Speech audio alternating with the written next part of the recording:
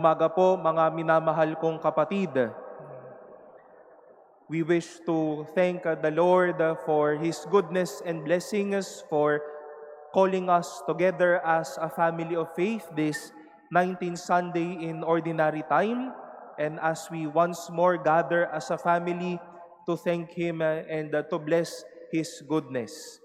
And we also wish to welcome our dear pilgrims, the first-timers here at the Manila Cathedral, sa mga peregrino ngayong taon ng Jubileo. Maligayang pagdating po sa Manila Cathedral.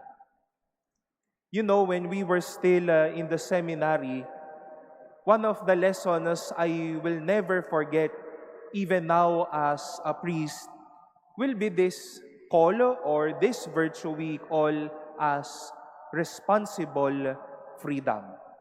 Meron na ho bang nakarinig sa inyo nung term o mga salitang yon, responsible freedom? It seems to be ironic and alike far away from each other. May kalayaan, pero dapat responsable ka. It is that disposition that you know that you are free to do things, but you are also mindful of what you are going to do. And hopefully what you are going to do will be something that is meaningful, something that will make you holy, or maybe something that can help you grow.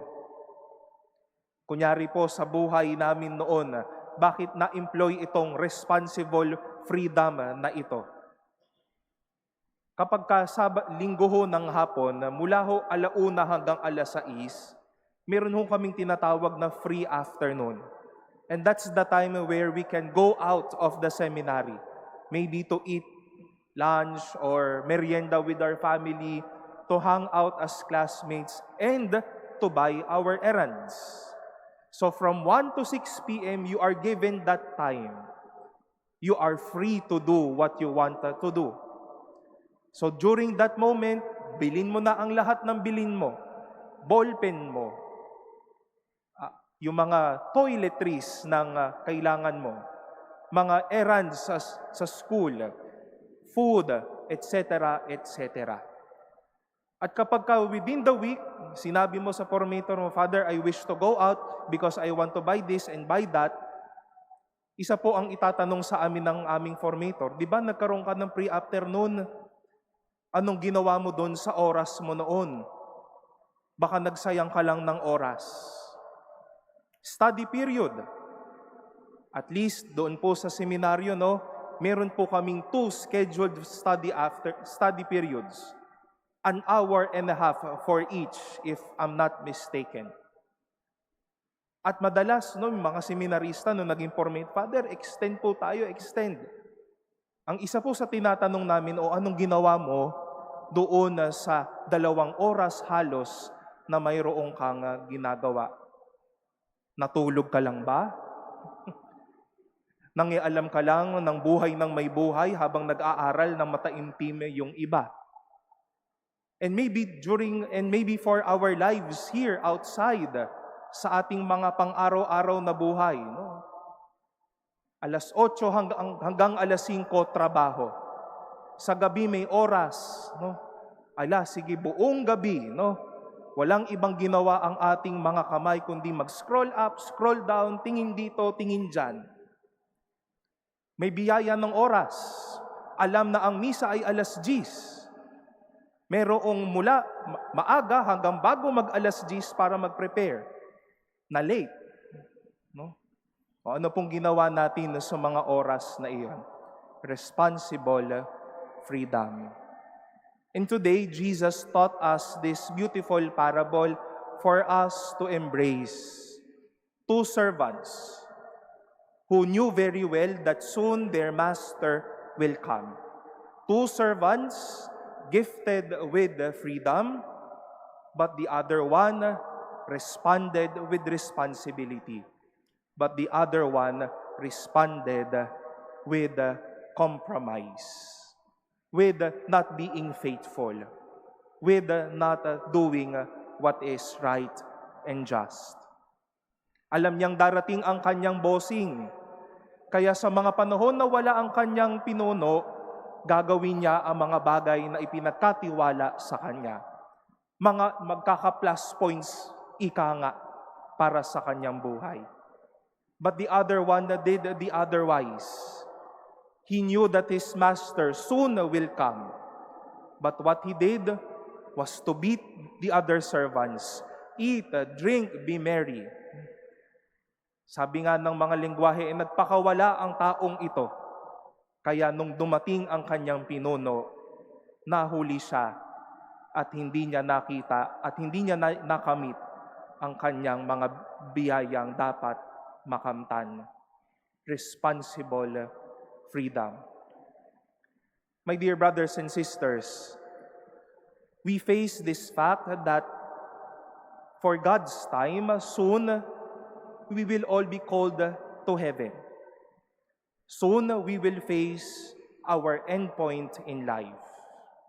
Every day is a chance to do our responsibilities well.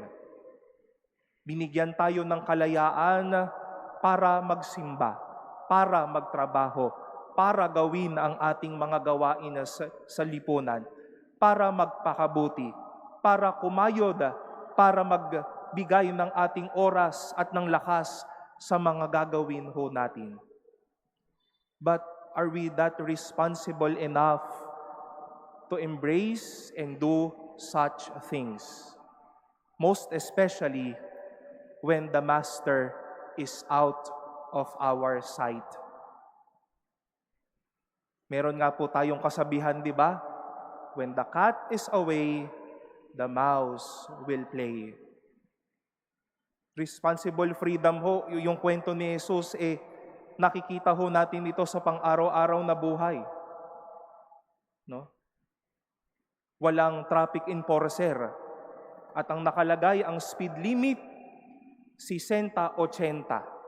O dahil wala namang nakakatingin sa akin, sige, mag-iisang daan ako at 120.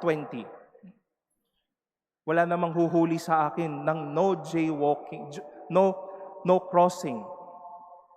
Wala namang nakakakita, sige, tatawid ako. O kaya ho, di ba? Wala namang nakakakita sa akin dito sa loob ng kwarto, o kaya wala namang nakakaalam ng aking gawain, kahit ba alam natin na meron tayong gagawin sa mga susunod na araw. Sige, buong araw akong hihiga, buong araw akong tutunganga. Hindi na nakasimba, hindi na nakakain kasama ang pamilya, hindi na lumago sa buhay. Meron po sa atin, kahit sa katahimikan ng gabi, kapag ka nagkakagulo ang mundo, may mga taong lihim na gumagawa ng kasamaan, kaya napapahamak naman na ang ibang tao. Free enough to do such things, but not responsible with what they have to do. And my dear brothers and sisters, we bring such invitation to be responsible with our actions. Such will be things that we will all be accounted for in the end of our lives. If we have done our responsibilities well, if we did things that will make us holy. Hindi naman po araw-araw nakatingin ang mga magulang sa mga anak kung gumagawa sila ng mga dapat at tama. Pero may kalayaan tayong gawin ang tama at gawin ang makapagpapabanal sa atin. Ang Diyos laging nakatingin sa atin at huwag nating hayaang tumalikod tayo at sabihin, hindi mo nakikita ang aking ginagawa. But to be responsible with our freedom and with our responsibilities, with being right and by being true with this, let us face our way to holiness, and we also embrace God's invitation to share His presence.